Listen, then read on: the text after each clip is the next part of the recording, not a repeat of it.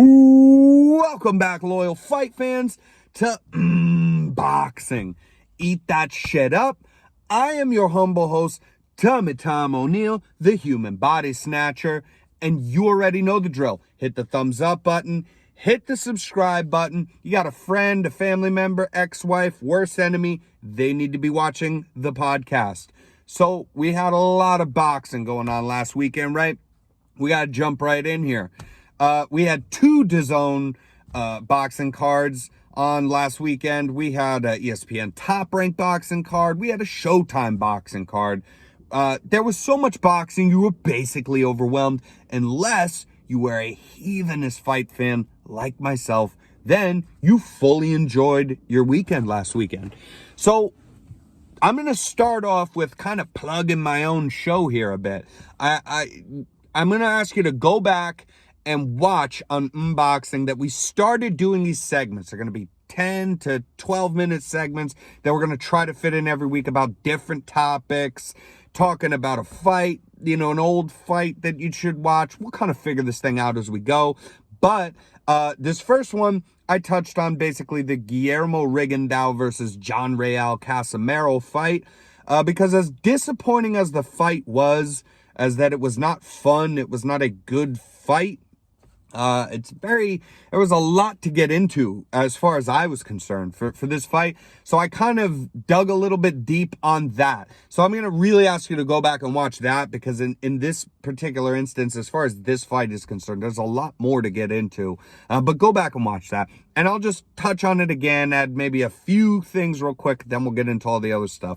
So anyways, I'm just saying, I think that Guillermo Rigondeaux won the fight. Okay. And I think that the fight sucked. The fight was disappointing, but it's almost as if since the fight was disappointing, that's why Guillermo Rigondeaux didn't win the fight, when Guillermo Rigondeaux clearly won the fight. He won most of the rounds.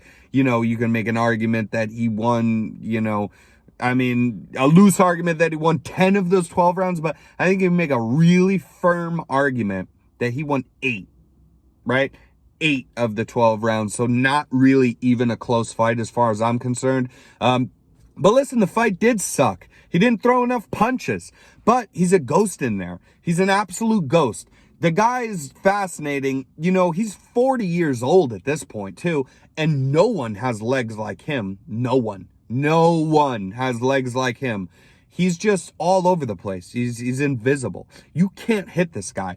I mean, he's doing just watching, literally as to evade the punch where he gets out of the way and then even has to tilt his chin a bit to slight. I mean, do you know how badass that is? I just want to say that people don't. So people always say, if you're a boxing head, right, like myself, then it's so regular to just say, it's so cliche to say, you don't appreciate what you're watching here and da da da da. I'm not going that deep on it. It's just, I'm going to tell you guys that if you have any kind of experience, right, at whatsoever in fighting and anything at all, if you've ever just trained in the gym a little bit, if you ever sparred with your friends a bit, you will appreciate right away, immediately, because it's not what you think it is. When you've never been in a fight, it's not what you think it is. Immediately you'll appreciate that it's a lot easier to be aggressive and throw punches. Do you know if somebody's being very good, being very defensive, being very slick, that's a good boxer, right? And then they make it hard to hit them. And, mostly people kind of cover up and absorb the punches, kind of take the punches on the, on the arms or on the gloves. But especially a guy like Rigondeaux. I mean, the guy's 40 years old. That's nuts. That's nuts, man.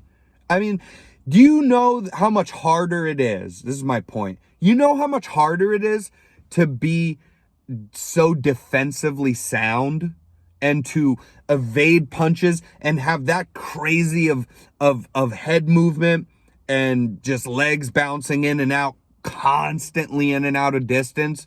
Do you know how much harder that is for anybody, man or woman, any weight class, how much harder that is than to just go in there and walk somebody down and be throwing punches. Anybody, you're going to get taught better how to throw punches, but naturally anybody, even if it's a shitty punch, anyone can throw a punch. But no one, without any sort of training, can, evade punches.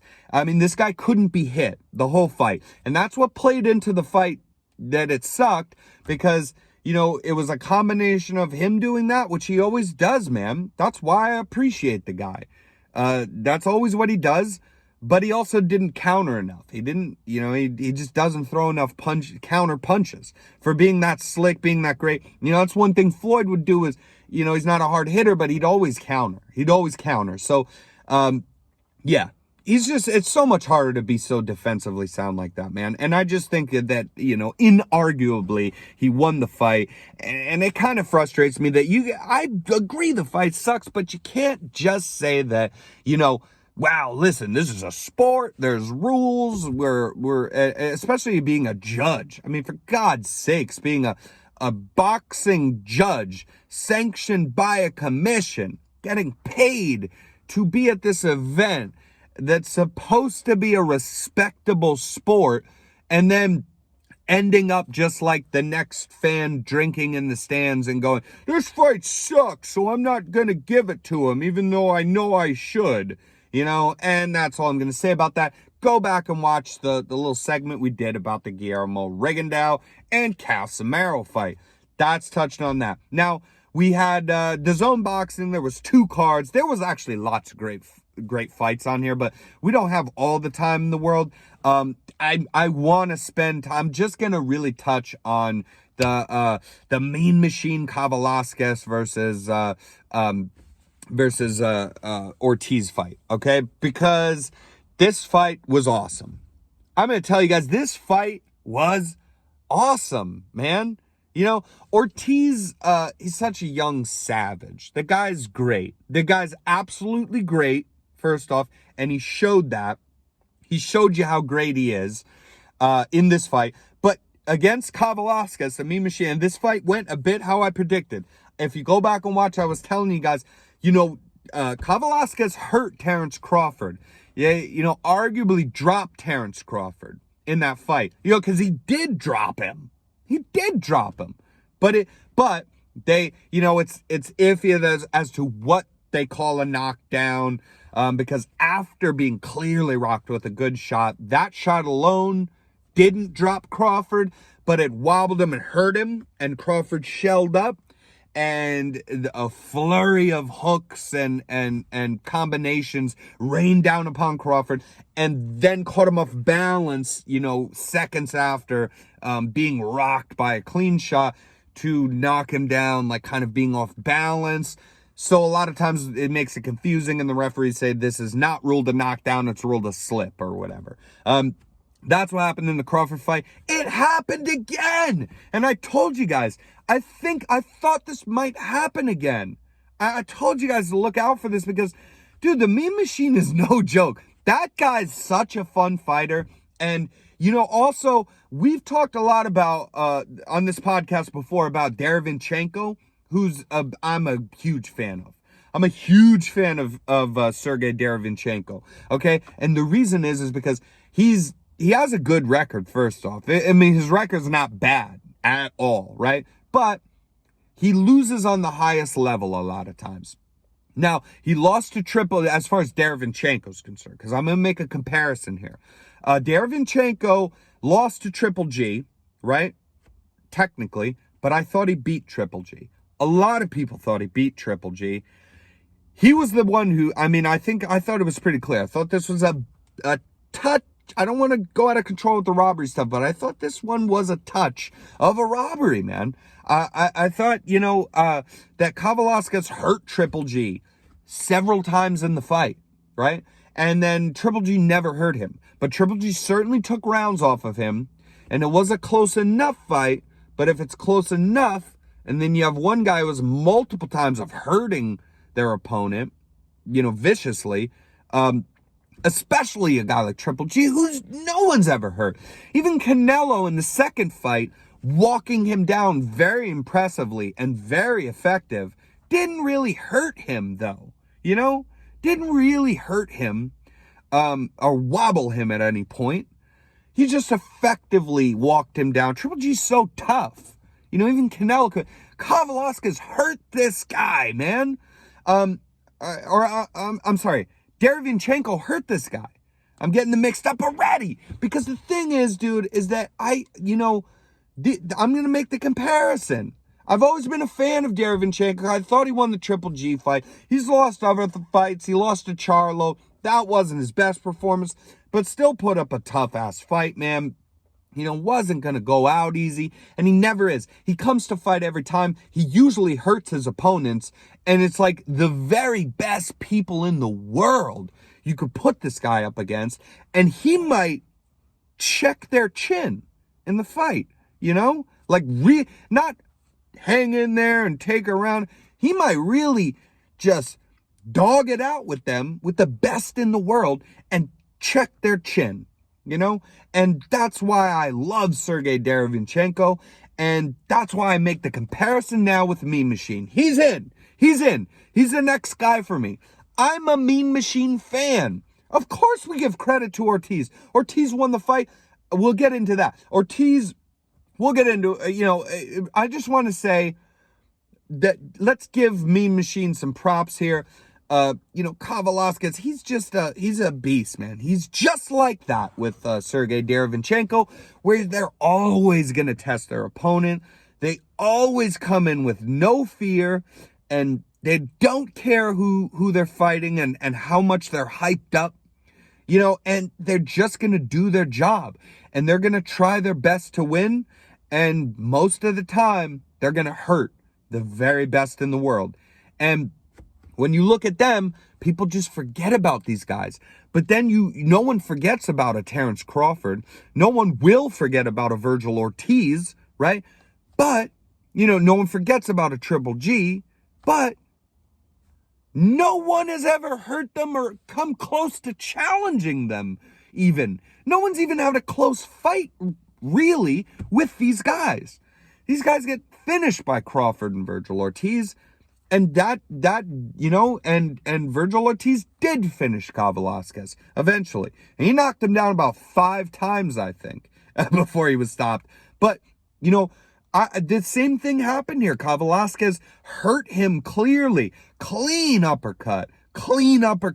Wobbled the ever-loving hell out of Virgil Ortiz in the second round. And I was so amped up. And I love Virgil Ortiz. And I actually had Virgil Ortiz as a part of a parlay. And so I wanted Virgil Ortiz to win. But I got so pumped up. I told you guys, man. Look at what he's doing. And he did it again like it was with Crawford. He hit him with a clean uppercut and wobbled him with a clean shot. And then just a split set, literally about a second and a half, not even 2 seconds. I mean, he hit him with the clean shot, and he followed it, and then he got hurt, and he put his guard up, and he just followed it up with a flurry like he does very well, and he knocked him down, and it was arguably a bit off of balance, and so the referee did not call it a knockdown. And then just like it's exactly like what happened in the Crawford fight. And then me and other people go, oh man, what was it, a knockdown? He clearly hurt him. And then here's the other thing. The first time that Virgil Ortiz, too, came back and actually dropped Kavaliauskas, if you notice, right after he got knocked down, right? Right before he dropped Kavaliauskas, he actually got hurt again. He got really badly hurt again. But Virgil Ortiz is just such a savage that he was already just putting together combinations, with the idea that go ahead and hit me. I'm going to take some shots and I'm going to give my shots. And that's what he did, and credit to him, but he got hurt again. But then he just stuck in there with I'm still going to throw my shots, and ended up dropping Kavaliauskas. That was the beginning to the end of dropping Kavaliauskas 5 different times to win the fight. Virgil Ortiz in that way too. It's like, this is why boxing's great. Respect the Mean Machine and respect Virgil Ortiz, but don't just talk about what a dominant performance. No, he got hurt. He got arguably dropped and stuff. But you know what you can give, what means more to give respect to Virgil Ortiz is that it wasn't easy. He got tested. And we found out that, which is so important. This is so important in boxing. Instead of, oh, he just ran over this guy, what a performance. No, it means so much more to get tested by a good fighter like Kavaliauskas and have your chin checked and find out that this up-and-coming young boxer in Virgil Ortiz, who we see great, he's aspiring to great things and he's going to be so great, and he's on his way and we're witnessing it. And what means so much more is having a fight like this. We found out something so much more important than another dominant performance. We found out that he has a chin on him. We found out that he has a dog in him. We already kind of assumed that. But if you think about it, Virgil Ortiz just usually runs over people. He's run over people. He's never been tested like this. So even though he looks like, oh, what a savage, he's a nice guy too. And he's very well spoken. But we just look at him like, oh, what a savage. Look at how crazy he is. But the truth is that, we just assumed he has a dog. He's never been tested. We found out for sure that he's got a dog in him. Like I said, even after arguably getting dropped or whatever, he got hurt again. So that was the second time and he hadn't landed anything significant on Kavaliauskas yet. And he took that second one and was like, I'm not afraid, man. And I can take that shot. I just put my chin down. I try to guard when I can, but he ate another shot and it wobbled him and he was still going to throw his punch. So we found out he has a chin on him. We found out he has dog in him. We found out that when things get hard, he won't wilt under pressure, because a lot of great boxers, that's what's happened with them. It's a long storied history of this stuff. There's been so many prospects in boxing and then you find out that, oh wow, look, that all that they ever needed was they needed someone good enough to test them at all. They needed someone just who was good enough to survive and not give up and land a few shots and drag the fight in deeper. And if they ever, were even down in rounds enough and they got desperate because of it, because they didn't remain calm and cool, or if they ever got hurt at all in the fight, they just kind of lost all hope because it's happened so many times, because they didn't have what it takes, to persevere, through the challenge, through a real challenge and a test. And we found out that about Virgil Ortiz. He's the real deal. And that means so much more than anything else. And there's my Kavaliauskas rant as well. And so now let's think. What else do we have? So the ESPN Top Rank card. I wanted Maloney to get this back against Franco because I thought he was so dominant in those 2 rounds of the second fight before that complete, I'll just call it what it is. It's a completely joke stoppage, calling it a headbutt, showing it for a half an hour on instant replay, and everyone and their mother saying, oh, it's clearly not a headbutt. And then on top of it, there goes the punch that obviously, swallowed his eye up. I wanted Maloney to win this, but he did not. Franco was the better man. That was a good fight. That was a good fight, though, actually. That was a good fight. It was a bit of back and forth. Maloney did not go out like a punk, but he was kind of behind the 8 ball the whole night. He was kind of just behind, every punch the whole night. And he just kept fighting, and he took back some rounds, and he made it a close enough fight. But, yeah, I don't have any problem with it.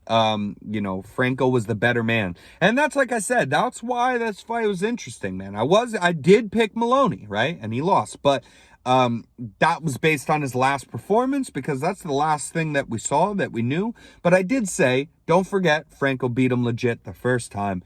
And sure enough, we found out, this is why we got to have the fights. That's why you got to have the fights. It's getting dark in here, huh? So Then, but yeah, that was a good fight. Then we had Trey Lippy Morrison, the son of Tommy Morrison, fighting another fat guy. And that was like his, like, you know, third or fourth guy from the bus stop that they pulled for him to fight. And, you know, I'm not hating here. I'm just like everybody else. I am just like everybody else that I, you know, am a boxing fan, always been a boxing fan. That's great. All right. I'm a boxing fan, always been a boxing fan. And the thing is that I always am the same as everybody else. I want to see these guys. They're sons of legends. You know, he's the son of Tommy Morrison. So I want to see him fight. And to add to that, I do think he's getting better as well. But you're kind of indoctrinated into this lifestyle and accepted right off the bat because you're the son of a legend. And that happens all the time. ESPN Top Rank, you know, Bob Arum and Top Rank, they just had a night with this stuff because they had Trey Lippy Morrison. They go, yeah, he's however many fights in, you know, and he's been beating guys. We're going to feed him another fat guy, you know, and yeah, really, if you know, he doesn't have to be the best boxer in the world. Really, if he had a lot of potential, let's just call it like it is. Really, if he had a lot of potential, then you would have seen him run this guy over. He would have simply run this guy over. But he did not. And, you know, he clearly won the fight, right? But it went all the way. He wasn't able to stop the guy. It's possible he lost a couple rounds. And this is just a fat, out of shape guy. I never heard of the guy. And that was on purpose, man. That's the way boxing works, especially you see a son of a legend like this. This is what we kind of touched on as well in the last podcast. But yeah, that's what they do. You know, they want him to win, so they set them up to win. And so you should have won emphatically and impressively. And he didn't. You know, he just won. And he wasn't able to get the guy out of there, and he didn't win it, you know, every round and cleanly and so on and so forth. But I am a fan of Trey Lippy Morrison, but this is what they're going to do. And also it's kind of a snake eating its own tail effect as well, because you're not, you know, you're not offering, you're always scared to offer the guy something more challenging than that maybe he could lose, but actually that would make him better. Because I do see that Trey Lippy Morrison has that kind of heart that his father has. He does not have the boxing IQ yet, you know, and stuff that his father has had. But, you know, I see he's got that heart, and I can see that he's not just like in there for the money. You can see that, man. He does love to fight. He kind of boasts a little, he hit him, and he goes, come on, you know, and then he's able to be effective still, though, which is the important thing. And he's just, you know, I do see potential there, but, you know, I personally think it's better that you test the guy. You know, you just give him someone of any sort of value, basically, to fight. Just of any sort of value whatsoever to fight. And then it's like, if he wins that, then that's a decently impressive win. But, you know, worst case scenario, if he loses that fight, I bet you he doesn't lose it super bad. I bet you he doesn't. I bet you he shows you the dog inside him, you know, the heart he has. And even if he loses it, I think it's more beneficial, even in a loss, that guys like that who are meant to be fighters, I do see that in him, you know, and I could be wrong, but that's what I think of it. And I just think it's a snake eating its own tail. They're kind of, you know, they set him up to win, so they give him these guys, and then he can't do it so impressively, but also they'll just keep doing that, and they'll never give him a guy of any sort of substance to test him, where even if he lost, he could learn a lot. He could take a lot away from that and be so much better. It happens to a lot of fighters, a lot of boxers. You see this with, man. You know, and then they get better out of the loss because they go, God, I do not want to do that. I'm not gonna lose like that again. You know, especially breaking that undefeated record. It's not the worst thing in the world. We need to let go of that stuff, man. We've seen it time and again. When it happens, guys get a lot better. When they're meant to be in there, they get so much better. They get so much better because they don't want to experience that again. So I do see that in Trey Lippe Morrison. And then to touch on the same kind of thing, we had the son of Muhammad Ali, who is Nico Ali Walsh. He is the son of Muhammad Ali's daughter. He was fighting on ESPN Top Rank. Another son of a legend. Another guy they set up to win with somebody else. He did win, so I'll give him credit where credit's due. He did win, and he stopped the guy real early. And he looked good, but just pumped the brakes because, again, I don't know. If I fought, a small child who's your next door neighbor, I would look like Mike Tyson. So it's just like, that's how it's set up. So we really aren't seeing much there. But he did his job, which again, I don't think that Trey Lippe Morrison, as much as I like him, I don't think he really did, even though he won. That was the ESPN Top Rank card, and that was the recap for that. And now what we need to do is we got to touch on the sadness of, again, Errol Spence being out of this fight. I had so much to offer in the way of talking about this fight. I really did. And not because I'm so smart. No, it's just because I'm a heathen, man. I'm such a fight fan. And there's, that's why I'm doing this. And I talked to you guys about all these fights. But this one in particular, when it was going to be Pacquiao, Manny Pacquiao, the legend, and Errol Spence Jr. I just thought that's such a great fight. I've looked so much into it. I've watched both their fights back so many times. First off, I've watched, every Manny Pacquiao fight there's ever been. I've watched every single Errol Spence fight that there's ever been. I've bet on Errol Spence, since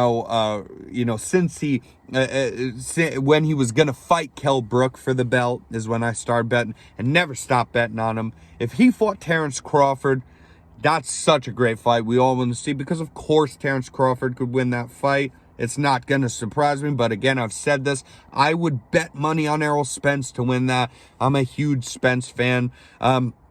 But I did think that Spence would just be way too much for the legend, Manny Pacquiao, at the age of 42. And so if I have to take any sort of good thing away from this, it's going to be that now you're getting your Dennis Ugas versus Manny Pacquiao.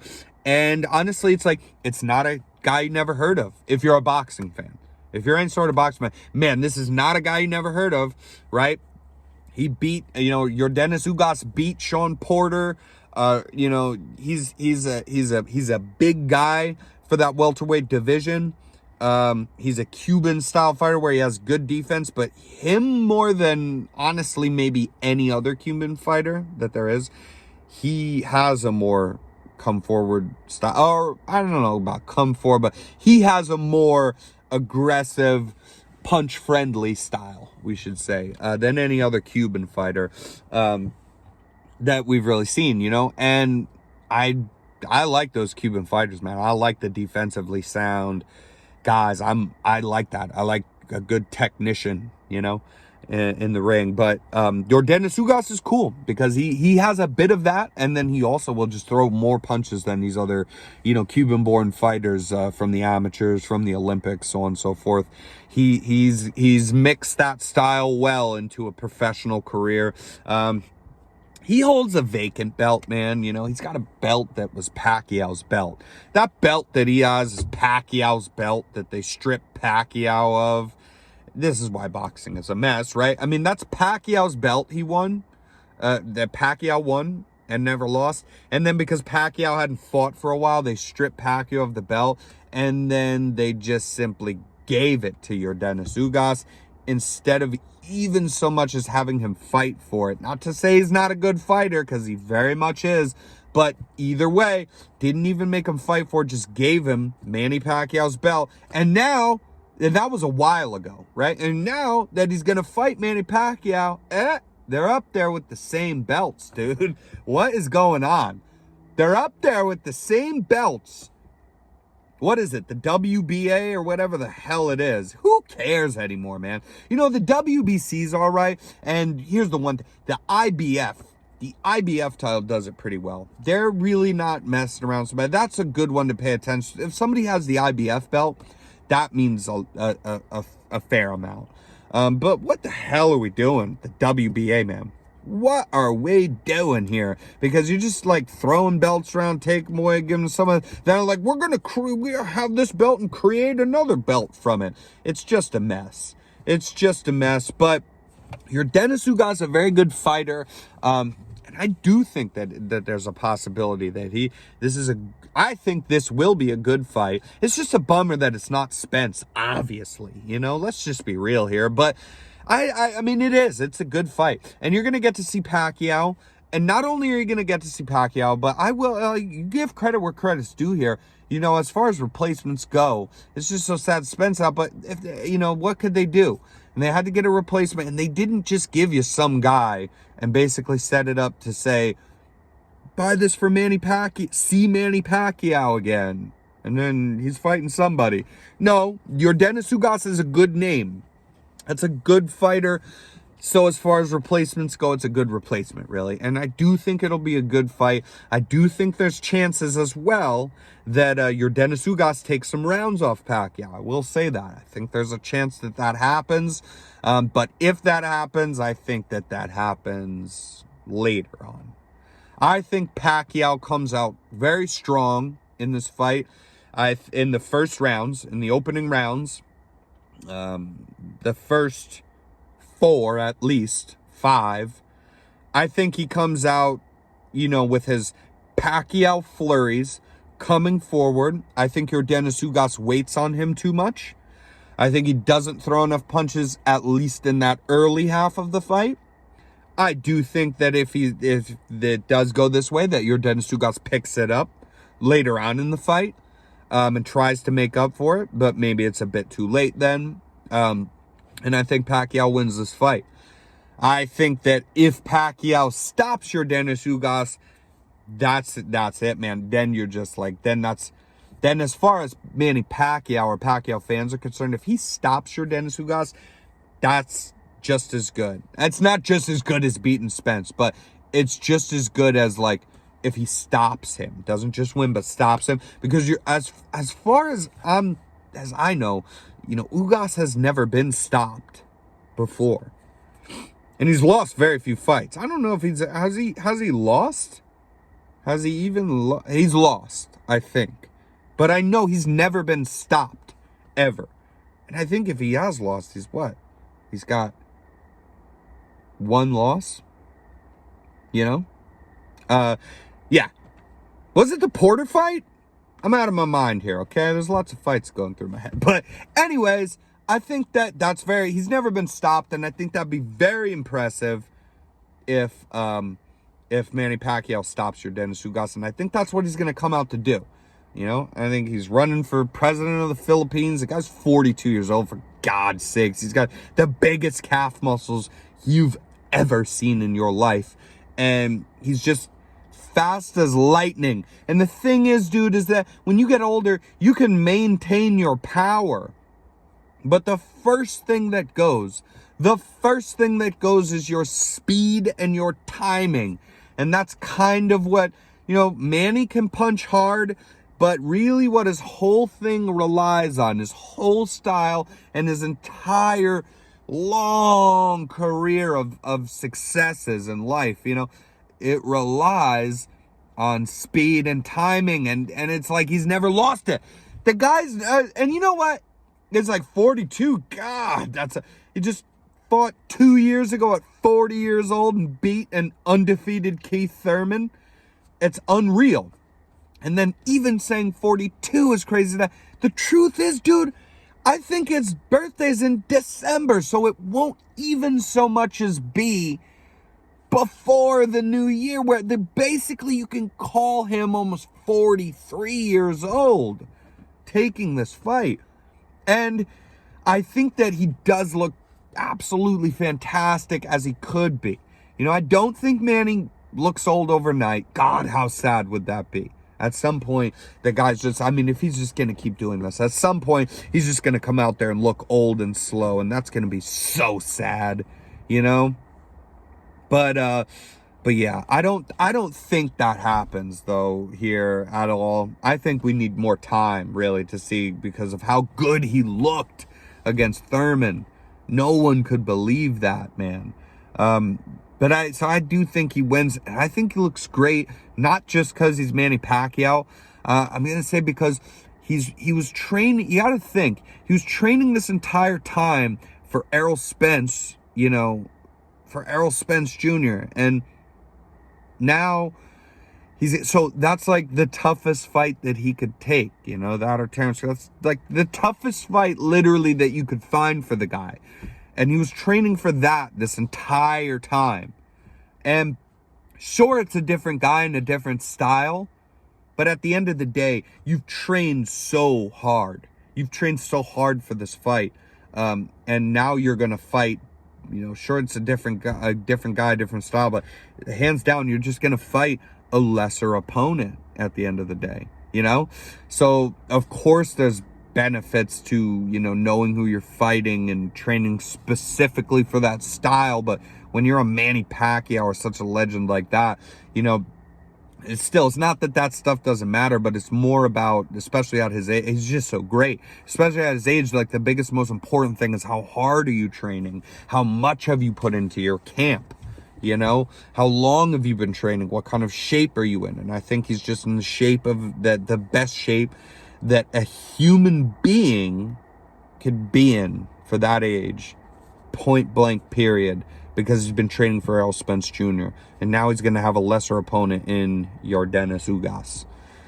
And I think he gets the job done. And until next time, I want you to stay loyal, fight fans.